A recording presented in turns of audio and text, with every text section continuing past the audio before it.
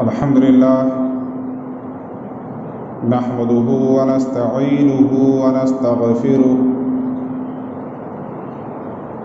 ونعوذ بالله من شرور أنفسنا ومن سيئات أعمالنا من يهده الله فلا مضل له ومن يضلل فلا هادي له وأشهد أن لا إله إلا الله وحده لا شريك له وأشهد أن محمدًا عبده ورسوله أما بعد فإن خير الحديث كتاب الله وخير الهدي هدي محمد صلى الله عليه وسلم وشر الأمور محدثاتها وكل محدثة بدعة وكل بدعة ضلالة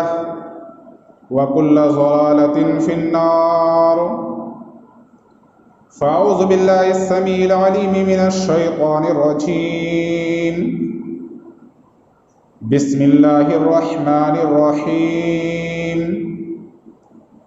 يا أيها الذين آمنوا كتب عليكم الصيام كما كتب على الذين من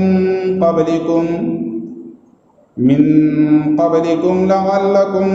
تتقون وقال النبي صلى الله عليه وسلم من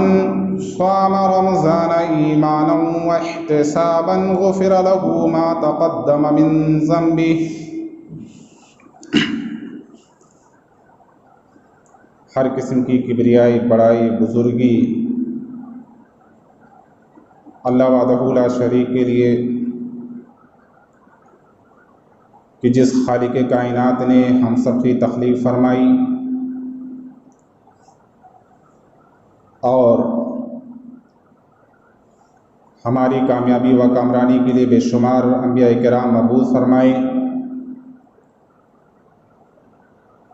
بعدہ بے بہا بے شمار درود و سلام ہو ان انبیاء کرام پر، خصوصاً نبی آخر الزمان جناب محمد مصطفیٰ صلی اللہ علیہ وسلم کے ذات اقدس پر۔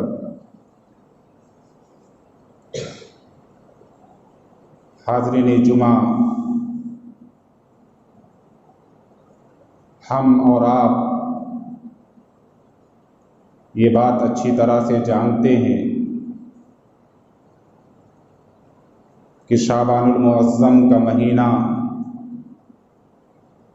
ہم سے رخصت ہونا چاہتا ہے اور ایک عظیم مہینہ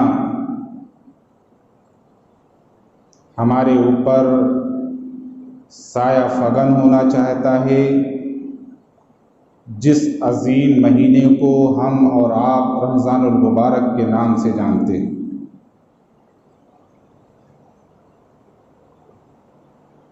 ہم اور آپ یہ بات اچھی طرح سے جانتے ہیں کہ یہ ایسا عظیم مہینہ ہے کہ جس ماہ مبارک میں اللہ رب العزت نے ہمارے اوپر روزوں کو فرض قرار دیا،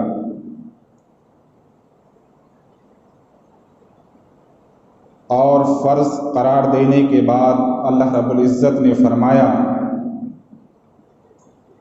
کہ تم کوئی نئی امت نہیں ہو کہ تم یہ سوچو کہ یہ بار تمہارے اوپر اللہ رب العزت نے ڈالا ہے، بلکہ اس سے پہلے جتنی بھی امتیں آئیں تمام امتوں پر اللہ رب العزت نے روزوں کو فرض قرار دیا تھا۔ یا ایھا الذین آمنوا کتب علیکم الصیام، اے ایمان والو تمہارے اوپر اللہ رب العزت نے روزوں کو فرض کیا ہے۔ پھر اللہ رب العزت نے ایک عجیب بات کہی کہ کہیں امت محمدیہ یہ نہ سمجھے کہ صرف اللہ رب العزت نے امت محمدیہ ہی پر روزوں کو فرض کیا ہے۔ اللہ نے کہا نہیں، کما کتب علی الذین من قبلکم، اے امت محمدیہ تم سے پہلے جتنی بھی امتیں اس روئے زمین پر آئیں، تمام امتوں پر اللہ رب العزت نے روزوں کو فرض کیا تھا، لیکن ہاں یہ اس امت کا اعجاز ہے کہ یہ رمضان المبارک اللہ رب العزت نے اس امت کو عطا کیا، اور اس کی اہمیت اللہ رب العزت نے یوں بیان فرمائی کہ شہر رمضان الذی انزل فیہ القرآن، کہ ہم تمہیں رمضان دے رہے ہیں، ساتھ ہی ساتھ ہم نے رمضان میں قرآن مجید کو بھی نازل کیا، یہ شہر القرآن بھی ہے،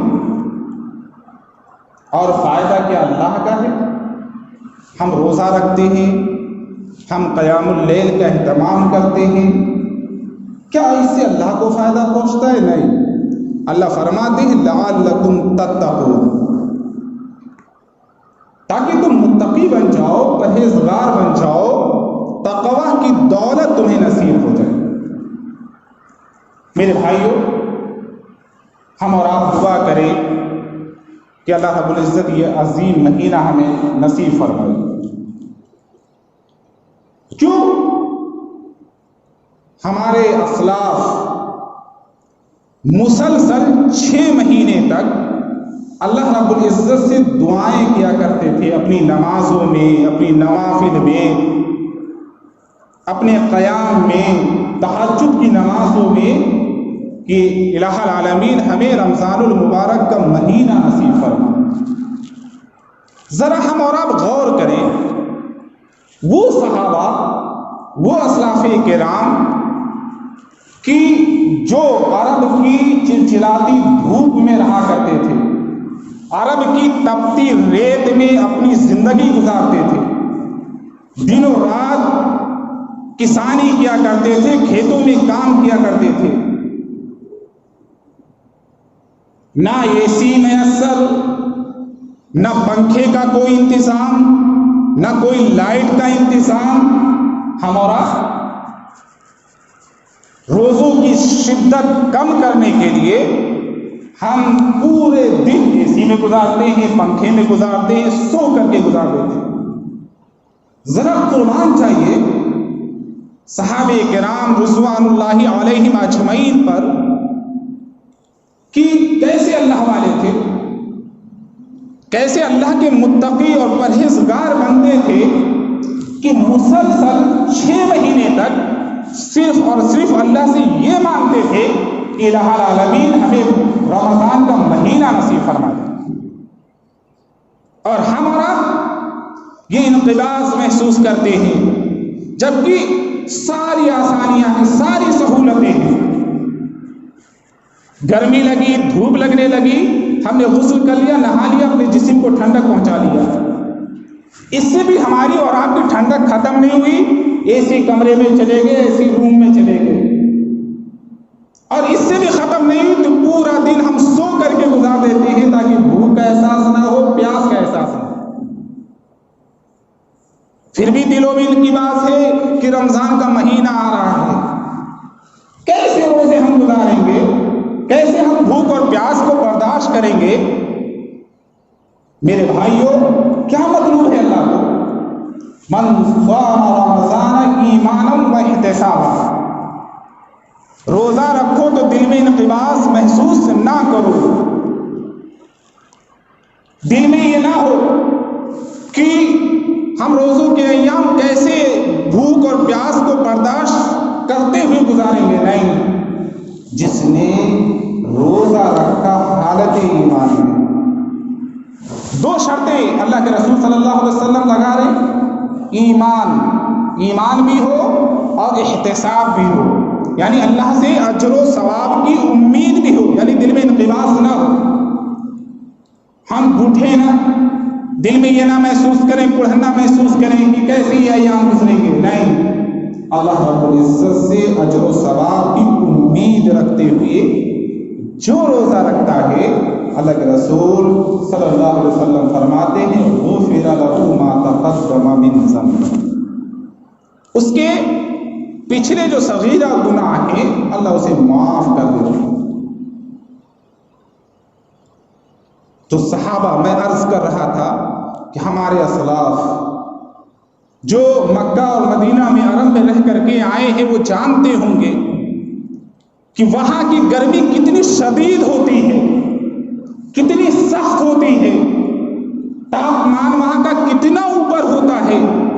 پھر بھی صحابہ کرام اللہ رب العزت سے مسلسل صرف اور صرف یہی مانگتے تھے، اللہ رمضان المبارک کا مہینہ نصیب فرما۔ اور یہ جب مہینہ آتا تھا تو ایک دوسرے کو مبارکباد دیتے تھے۔ جیسے آج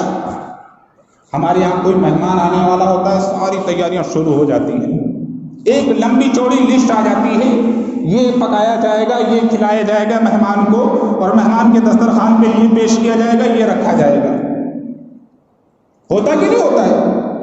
اور مہمان آتا ہے اہلاً و سہلاً کرتے ہیں، اور انواع اقسام کے کھانے اس کے سامنے رکھ دیتے ہیں، اور مہمان بھی اپنے ساتھ کچھ نہ کچھ لاتا ہے، 1 کلو مٹھائی لے آیا یا پھل لے آیا، کچھ لے آیا اپنی حیثیت کے مطابق، لاتا کہ نہیں لیتا، اور ہم اسے مبارکبادی بھی سناتے ہیں۔ میرے بھائیو، ہم اور آپ بھول جاتے ہیں یہ بھی ہمارا مہمان ہے جو سال میں صرف اور صرف ہماری زندگیوں میں ایک مرتبہ آتا ہے، سال میں ایک مرتبہ، اور 1 مہینہ یہ مہمان ہمارے یہاں رہتا ہے۔ اس مہمان کے لیے بھی ہمارے گھروں کی خواتین ایک لمبی چوڑی فہرست نکالتی ہیں کہ افطاری کے لیے انتظام ہونا چاہیے، سحری کے لیے انتظام ہونا چاہیے۔ کہ صحابہ ایسا کرتے تھے؟ اللہ کے رسول صلی اللہ علیہ وسلم کی میں ایک حدیث سناتا ہوں، جب یہ رمضان آتا تھا تو یہ استقبال کیسے کرتے تھے صحابہ کرام اور اللہ کے رسول صلی اللہ علیہ وسلم، اور ہم اور آپ استقبال کیسے کرتے اس مہینے کا؟ ذرا ہم اور آپ جائزہ لیں۔ میں نے بتایا ہمارا اور آپ کا استقبال کیسے ہوتا ہے کہ افطاریوں میں کون کون سی ڈشیں رہیں گی، کون کون سا ہم اور آپ شربت پیئیں گے، کون کون سا ہم ٹھنڈا پانی استعمال کریں گے، یہی ہوتا نا۔ اور سحری میں کیا کھائیں گے؟ جب یہ مہمان آتا تھا صحابہ کرام کی زندگیوں میں، اللہ کے رسول صلی اللہ علیہ وسلم کی حیات طیبہ میں آپ صلی اللہ علیہ وسلم آتے تھے صحابہ کرام کے پاس، آتاکم رمضان، تمہارے پاس اللہ کا مہمان آ چکا ہے جسے ہم اور آپ رمضان کہتے ہیں۔ شہر مبارک علیکم، مبارکبادی دے رہے ہیں صلی اللہ علیہ وسلم، مبارک ہو، شہر مبارک علیکم، یہ بڑا ہی بابرکت مہینہ ہے، برکتوں سے بھرپور ہے۔ پھر آپ صلی اللہ علیہ وسلم پوری حدیث پڑھ جائیے، آپ یہ نہیں کہتے تھے صحابہ افطاری کا انتظام کرنے لگ جائیے، اے میرے صحابہ سحور کا آپ انتظام کرنے لگ جائیے، کہیں آپ کو حدیث کے ذخیرے میں نہیں ملے گا، بلکہ آپ صلی اللہ علیہ وسلم کیا کہتے تھے؟ فرض اللہ علیکم صیامہ، یہ ایسا مہینہ آیا ہے، اپنے ساتھ مٹھائیاں نہیں لایا ہے، جس طرح ہماری زندگیوں میں ہمارے گھروں پر مہمان آتے ہیں ساتھ میں مٹھائیاں لاتے ہیں، نہیں، یہ روزہ لے کر کے آیا ہے۔ فرض اللہ علیکم صیامہ، اللہ رب العزت نے تمہارے اوپر روزوں کو فرض کیا۔ اور کیا لے کر کے آیا ہے؟ یہ ایسا مہینہ ہے، یہ ایسا مہمان ہے کہ اس مہمان کی آمد پر اللہ رب العزت جنت کے تمام دروازوں کو کھول دیتا ہے۔ یہ ایسا مہمان آیا ہے صحابہ تمہارے درمیان کہ جہنم کے تمام دروازوں کو بند کر دیا جاتا ہے۔ ایسا مہمان تمہارے درمیان آیا ہے، مبارک ہو، کہ جو سرکش شیاطین ہیں، جن ہیں، بیڑیوں کے حوالے کر دیا جاتا ہے، جیل میں ڈال دیا جاتا ہے۔ ہم اور آپ یہی سوچتے ہیں کہ مولانا صاحب آپ لوگ تقریروں میں کہتے رہتے ہیں کہ شیطان کو بیڑیاں پہنا دی جاتی ہے، بیڑیوں میں جکڑ دیا جاتا ہے، پھر بھی بہت سے ایسے لوگ نظر آتے جو روزہ نہیں رکھتے، نماز نہیں پڑھتے، قیام اللیل کا اہتمام نہیں کرتے، پھر انہیں کون بہکا رہا ہے؟ میرے بھائیوں، ہمیں اور آپ کو سمجھنا ہوگا کہ اس کے پیروکار جو اس کے متوالے ہیں 11 مہینے جو اس کی مانتے رہے، 1 مہینہ اس کا سردار جیل میں چلا گیا، تو کیا اس کے ماننے والے کم ہو جائیں گے؟ کیا اس کی باتیں نہیں مانیں گے؟ اب مثال لے لیجیے، دنیا میں بہت سے ہم نیتاؤں کو دیکھتے ہیں جیل میں رہتے ہیں، لیکن ان کے پیروکار چھوٹے ہوئے ہوتے ہیں، کسی کرائم کی وجہ سے، کسی جرم کی وجہ سے جیل میں ہیں، پھر بھی وہ الیکشن لڑتا ہے، جیت جاتا کہ نہیں جیتتا ہے؟ جیتتا کہ نہیں جیتتا ہے؟ کرائم ہوتے کہ نہیں ہوتے ہیں دنیا میں؟ اب اگر ان کا آقا، ان کا سردار یعنی شیطان جیل میں چلا گیا، بیڑیوں کے حوالے کر دیا گیا، تو جو اس کے پیروکار ہیں، جو اس کے ماننے والے ہیں، تو کیا اس کی بات اس مہینے میں نہیں مانیں گے؟ وہ اللہ کے قریب نہیں آئیں گے، نمازوں کے قریب نہیں آئیں گے، روزوں سے ان سے کوئی مطلب نہیں ہوگا۔ آپ بیان کرتے رہیے، لاکھ چیخیے، لاکھ چلائیے کہ روزوں کا اجر یہ ہے، روزوں کا ثواب یہ ہے، یہ بہت ہی مبارک مہینہ ہے، آپ لاکھ کہتے رہیے کہ آپ روزہ نہیں رکھیں گے تو اللہ کل قیامت کے دن الٹا لٹکائے گا۔ میں بیان کروں گا انشاءاللہ رمضان کے مہینے میں ہمیں استقبال کرنا ہے کس طرح کہ اگر ابھی تک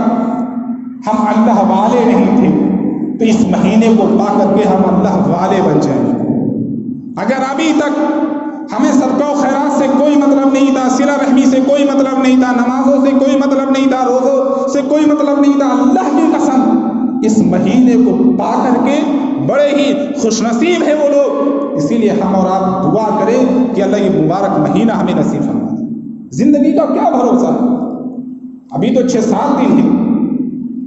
خوش نصیب ہے وہ لوگ جو اس مہینے کو پائیں گے اور پھر یہ عہد کریں گے اللہ کے سامنے کہ اللہ ابھی تک ہماری جو زندگیاں لاپرواہی میں گزرتی رہیں وہ گزر گئی، اللہ تو غفور ہے، تو رحیم ہے، معاف کرنے والا ہے، یہ مبارک مہینہ آ چکا ہے، اللہ ہم توبہ کرتے ہیں، اب ہم کبھی تیری نافرمانی نہیں کریں گے۔ ہم عہد کریں اللہ سے اس مہینے کو پا کر کے، اس سے پہلے ہی توبہ کر لیں تاکہ یہ رمضان آسانی کے ساتھ گزرے۔ میرے بھائیوں، لیکن ہم بھول جاتے ہیں، مہینہ گزرا، ہم پھر اپنا مسلح، جب مہینہ آتا ہے متقی پرہیزگار اللہ والے بن جاتا ہوں، دیکھ کے ایسا لگتا ہے کہ یہ فرشتہ صفت انسان جا رہا ہے، بڑا اللہ والا، بڑا متقی ہے، لیکن جو ہی شوال کا چاند نظر آتا ہے پھر اللہ خیر اللہ، پھر ہماری زندگی دنیا میں بسر ہونے لگتی ہے، پھر ہم اللہ اس کے رسول کی نافرمانی کر لگتے ہیں اور پھر گناہوں پہ گناہ کرتے ہیں۔ نہیں، اللہ رب العزت فرماتے ہیں وَاعْبُدْ رَبَّكَ حَتَّى يَأْتِيَكَ الْيَقِينُ، عبادت اس طرح کرتے رہو یہاں تک کہ تمہیں یقین آ جائے، یعنی موت آ جائے، موت تک تمہیں رب کی عبادت کرنی ہے۔ وَلَا تَكُونُوا كَالَّتِي نَقَضَتْ غَزْلَهَا مِن بَعْدِ قُوَّةٍ أَنْكَاثًا، اس عورت کی مانند نہ ہو جاؤ، اس عورت کی طرح نہ ہو جاؤ۔ اللہ نے باخبر کیا حکمت محمدیہ کو کہ ایک عورت ہے جو صبح سے لے کر کے شام تک کی چادر بنتی ہے، چادر تیار کرتی ہے، لیکن جو ہی سورج ڈھلتا ہے، شام ہوتی ہے، شام ہوتے ہوتے وہ جو اس نے بڑی محنت کی ہے، بڑی مشقت برداشت کی ہے چادر کو بننے میں، شام ہوتے ہوتے وہ چادر کو اپنے ہی ہاتھوں سے ادھیڑ دیتی۔ دنیا کا کوئی انسان، کسی بھی انسان کو لے آئیے، ایسی عورت کو کوئی عقل مند کہے گا، کوئی دانا کہے گا؟ سبھی کہیں گے بڑی یہ پاگل ہے، یہ پاگل ہو گئی، اس کو نور ہاسپٹل میں بھیج دو، یا آگرہ کے ہاسپٹل میں بھیج دو، یا رانچی کے ہاسپٹل میں بھیج دو۔ جس چادر کو بننے میں اس عورت نے بڑی محنت کی ہے اور شام کو اس کی چادر تیار ہوئی، بن کر کے، اور جیسے ہی سورج ڈھلا، شام ہوئی، اور اس نے اپنی چادر کو جو اس نے بنا ہے اپنے ہی ہاتھوں سے اس نے ادھیڑ دیا۔ اللہ نے باخبر کیا اس عورت کی طرح نہ ہو جائے، یعنی تم محنت بھی کرو رمضان میں، عبادت بھی کرو اللہ کی، اور شوال کا چاند نظر آ جائے، پھر تم نافرمانیوں پہ نافرمانیاں کرنے لگو، گناہ پہ گناہ کرنے لگو، تو گویا کہ تم اس عورت کی طرح ہو کہ جو چادر بننے میں بڑی محنت کرتی ہے، لیکن شام جیسے ہوتی ہے اپنے ہی ہاتھوں سے چادر کو ادھیڑ دیتی ہے۔ تو وہ عورت بھی دانا نہیں، وہ عورت بھی عقل مند نہیں، اور تم بھی عقل مند نہیں۔ تو میرے بھائیوں، ہم رمضان کا استقبال اس طرح کریں، اپنے گناہوں کی معافی مانگیں، اور اللہ سے عہد کریں کہ الہ العالمین تو غفور ہے، تو رحیم ہے، اب تک جو ہم نے گناہ کیے اللہ تو سارے گناہوں کو معاف کر دے، یہ رمضان کا مہینہ ہمیں نصیب فرما، ہم توبہ کرتے ہیں اب تیری کبھی نافرمانی نہیں کریں گے، اور کبھی ہو بھی گئی تو ہم انسان ہیں اللہ، ہم تجھ سے معافی مانگتے ہیں، ہم نمازوں کے پابند بنیں گے، ہم صدقہ و خیرات کریں گے، ہم غریبوں کا خیال کریں گے، ہم صلہ رحمی کریں گے، ہم پڑوسیوں کے حقوق کو ادا کریں گے، ہم یتیموں کا مال نہیں کھائیں گے۔ ہمیں اولاد کو عہد کرنا ہوگا رمضان کے اللہ کے اس مہمان کے آنے سے پہلے، استقبال کرنے سے جو ہماری زندگیاں گزر گئی، بیت گئی، ہمیں توبہ کرنا ہوگی، اللہ سے معافی مانگنی ہوگی، اور شرح صدر کے ساتھ انقباض ہم محسوس نہ کریں۔ ہم اپنے صحابہ کو یاد کریں کہ چلچلاتی ہوئی دھوپ میں، عرب کی تپتی ہوئی ریت میں، اور کسانی کرتے ہوئے، کھیتی کرتے ہوئے روزہ رکھا کرتے تھے۔ روزوں کی شدت کو، بھوک کی شدت کو کم کرنے کے لیے ان کے پاس پنکھوں کا، لائٹ کا، اے سی کا انتظام نہیں تھا، پھر بھی ہمارے صحابہ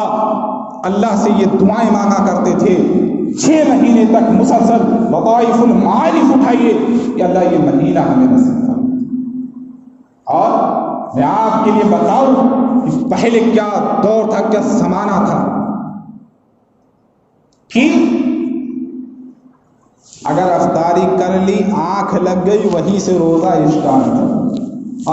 صحابہ کسانی کر رہے ہیں، کھیتوں میں کام کر رہے ہیں، باغات کو سینچ رہے ہیں، عرب کی تپتی ہوئی ریت میں، دھوپ میں، سورج کی تپش میں روزہ رکھ کر کے زندگی گزار رہے ہیں۔ شام کو جب گھر آتے ہیں، افطاری کرتے ہیں، نیند لگ جاتی ہے، تھکان کی وجہ سے سو جاتے ہیں، روزہ وہیں سے اسٹارٹ ہو جاتا ہے۔ لیکن اللہ نے محسوس کیا، اللہ نے کہا کلوا واشربوا حتى يتبين لكم الخيط الابيض من الخيط الاسود۔ اے میرے صحابہ، کھاؤ اور پیو فجر، غم نہ کرو، تمہارا اللہ غفور ہے، رحیم ہے۔ کلوا واشربوا، افطاری کے بعد جھوٹے کھاتے رہو، پیتے رہو پوری رات، یہاں تک کہ فجر طلوع ہو جائے، صبح صادق طلوع ہو جائے۔ تو جب یہ مہمان آتا تھا، اللہ کے رسول صلی اللہ علیہ وسلم یہ خوشخبری سناتے تھے کہ یہ مہمان جو ہمارے اور آپ کے گھروں میں آیا ہے، کیا لے کر کے آیا ہے؟ روزہ لے کر کے آیا ہے، جنت کے دروازوں کو کھول کر کے آیا ہے، جہنم کے دروازوں کو بند کر کے آیا ہے، شیطانوں کو بیڑیاں جکڑ کر کے آیا ہے۔ اے میرے صحابہ، یہ مہمان جو تمہارے گھروں میں آیا ہے، ندا لگا رہا ہے، آواز لگا رہا ہے، یا باغی الخیر اقبل، اے نیکیوں کے طلبگار آگے بڑھ، مزید تو نیکیوں پہ نیکیاں کرتا جا، یا باغی الشر اقصر، اے گناہوں کے متلاشی، اے گناہوں کے طلبگار، اے وہ بدنصیب انسان کہ جس کی پوری زندگی سیاہکاریوں میں گزری، اللہ کی نافرمانیوں میں گزری، یہ مہمان آ چکا ہے، اب تو باز آ جا، اب تو اپنے گناہوں سے پوچھ۔ یہ ندا لگاتا ہے مہمان۔ یہ عظیم مہینہ ہے میرے بھائیوں، اگر ہمیں نصیب ہوتا ہے یہ مہمان ہمارے اور آپ کے گھروں میں آتا ہے تو یوں ہی اس کو جانے نہ دیں، ہم اپنے دونوں ہاتھوں سے لپکیں اور یہ عہد کریں کہ جب یہ مہینہ ملے گا انشاءاللہ ہماری زندگیاں بدلیں گی، ہم اللہ والے بنیں گے، ہم متقی بنیں گے، ہم پرہیزگار بنیں گے، ہم کسی کو ستائیں گے نہیں، ہم کسی پر ظلم نہیں کریں گے، ہم صلہ رحمی کریں گے، ہم یتیموں کا خیال کریں گے، ہم پڑوسیوں کا خیال کریں گے، ہم کسی پر ظلم نہیں کریں گے، تب تو فائدہ ہے میرے بھائی۔ اور اگر یوں ہی جانے دیا کہ جاؤ آتا رہتا ہر سال، میرے بھائیوں زندگی کا کوئی بھروسہ نہیں۔ ہمیں صحابہ کی زندگیوں سے درس لینا چاہیے، عبرت پکڑنی چاہیے۔ میرے بھائیوں کتنا عظیم مہینہ ہے۔ میں ایک حدیث بیان کروں اور اپنی تقریر ختم کروں۔ حضرت ابو طلحہ انصاری کون نہیں جانتا ہے؟ اللہ کے رسول صلی اللہ علیہ وسلم کے پیارے صحابہ حضرت ابو طلحہ انصاری، جن کی فضیلت میں یہ آیت کریمہ نازل ہوتی ہے، وَيُؤْثِرُونَ عَلَىٰ أَنفُسِهِمْ وَلَوْ كَانَ بِهِمْ خَصَاصَةٌ۔ آپ واقعہ جانتے ہیں، حضرت ام سلیم رضی اللہ تعالی عنہ کے شوہر حضرت ابو طلحہ انصاری فرماتے ہیں کہ دو آدمی ایک ساتھ اسلام قبول کرتے ہیں، دو آدمی۔ آج ہم لباس محسوس کرتے ہیں نا،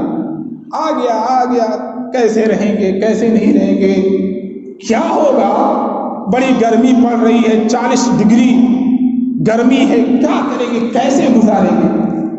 نہیں، حضرت ابو طلحہ انصاری رضی اللہ تعالیٰ عنہ فرماتے دو آدمی اللہ کے رسول صلی اللہ علیہ وسلم کی خدمت میں آتے ہیں اور اسلام قبول کرتے ہیں، دونوں میں سے ایک اللہ کے راستے میں لڑتے لڑتے شہید ہو جاتا ہے۔ ذرا غور کریے گا، شہید ہو جاتا ہے، اور شہید کا کیا مقام ہے کہ قرآن کہتا ہے تم انہیں مردہ بھی نہ کہو۔ مردہ بھی کہنے سے قرآن یعنی اللہ منع کر رہا ہے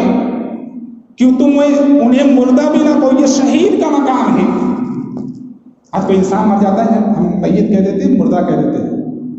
کہ فلاں کی لاش آ رہی ہے، فلاں انسان مر گیا، مردہ۔ قرآن کہتا نہیں، جو اللہ کے راستے میں لڑتے لڑتے شہید ہو جاتا ہے نا، جس کی جان چلی جاتی ہے، تم انہیں مردہ بھی نہیں کہہ سکتے۔ مردہ کہنے سے یہ شہید کا مقام ہے، یہ شہید کی عزت ہے۔ ہم امت محمدیہ کو منع کر دیا گیا ہے، وہ ایک شہید ہو جاتا ہے لڑتے لڑتے، دوسرا آدمی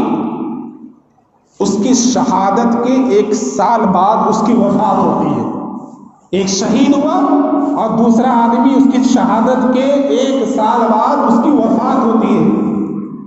بستر پر، گھر میں۔ ابو طلحہ انصاری رضی اللہ تعالیٰ عنہ فرماتے ایک رات میں خواب میں دیکھتا ہوں جنت میں کون پہلے جاتا ہے، شہید یا وہ دوسرا آدمی کہ جس کی شہادت کے 1 سال بعد اس کی وفات ہوتی ہے۔ حضرت ابو طلحہ انصاری فرماتے ہیں جنت میں پہلے کون جا رہا ہے؟ جس کی وفات 1 سال بعد ہوتی ہے، جس کی موت عام موت ہے۔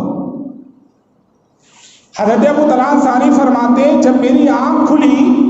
میں گھبرا گیا، پریشان ہو گیا کہ شہید کا کیا مقام ہے، شہید کا کتنا بڑا مرتبہ ہے۔ اس سے پہلے وہ آدمی جنت میں جا رہا ہے جس کی وفات، جس کی موت 1 سال بعد ہوتی ہے، اور جس کی موت شہادت کی موت نہیں ہے، عام موت ہے۔ بڑے حیران، بڑے پریشان، پریشانی کے عالم میں رسول اقدس صلی اللہ علیہ وسلم کی خدمت میں آتے، پورا واقعہ اللہ کے رسول صلی اللہ علیہ وسلم کے سامنے رکھتے ہیں۔ اللہ کے رسول آج رات میں نے خواب دیکھا ہے ان 2 آدمیوں کے بارے میں جو آپ کے سامنے آئے اور 1 ساتھ دونوں نے اسلام قبول کیا تھا، 1 ساتھ۔ لیکن میں کیا دیکھتا ہوں، دوسرا آدمی جو شہید نہیں ہوا، 1 سال بعد اس کی وفات ہوتی، موت ہوتی، وہ پہلے جنت میں جائے۔ کیا وجہ ہے؟ جملہ سنو رسول کائنات صلی اللہ علیہ وسلم کا۔ آج اس مہمان کی ہم قدر نہیں کرتے ہیں۔ اللہ کے رسول صلی اللہ علیہ وسلم نے فرمایا اے ابو طلحہ انصاری الیس قد مکث ھذا بعدہ سنۃ فصام رمضان۔ اے ابو طلحہ انصاری، اس میں گھبرانے کی کیا بات ہے؟ تم تو یہ بات بتا ہی رہے ہو کہ 1 سال تک یہ مسجد زندہ رہا اور اس کی موت موت عام موت ہے، تو کیا ایسا نہیں ہے کہ اللہ نے اس کو مزید 1 سال دیا اور اسی بیچ اس کو رمضان کا مہینہ مل گیا؟ کون سا مہینہ ملا؟ جس مہینے کی ہم اور آپ قدر نہیں کرتے، انقباض محسوس کرتے، کیسے رہیں گے، وہ مہینہ اسے ملا۔ فصامہ، اور اس نے اس مہینے کا روزہ رکھا، وصلی کذا وکذا سجدۃ، اور اتنی اس نے مزید نمازیں بھی پڑھ لی۔ تو روزے اور نمازوں کی وجہ سے صرف یہی نہیں کہ وہ پہلے جنت میں جا رہا ہے، فَلَمَا بَيْنَهُمَا أَبَدُ مِمَّا بَيْنَ السَّمَاءِ وَالْأَرْضِ۔ اے ابو طلحہ انصاری، کیا معلوم ہے یہ شہید ہونے والا جو انسان ہے اور جس کی موت عام موت ہے، جنت میں کتنی دوری ہوگی، کتنا فاصلہ ہوگا؟ جتنا فاصلہ آسمان اور زمین کے بیچ ہے، اتنا فاصلہ ہوگا۔ تو میرے بھائیوں، اس مہمان کا ہم استقبال توبہ کر کے کریں اور یہ عزم کرے کہ اللہ یہ مہینہ ہمیں اگر نصیب ہوگا، اس کے جانے کے بعد ہم کبھی تیری نافرمانی نہیں کریں گے، ہم اپنے سجدوں کو اپنی پیشانیوں پر سجدوں کو سجائیں گے، اور جس طرح ہم رمضان میں قرآن مجید کی تلاوت کا اہتمام کرتے تھے، 11 مہینوں میں بھی ہم اہتمام کریں گے۔ اللہ رب العزت سے دعا ہے ہم تمام مسلمانوں کو اس ماہ مبارک میں روزہ رکھنے اور اس مہینے کا اللہ کی عبادت کرنے کی توفیق عطا فرمائے۔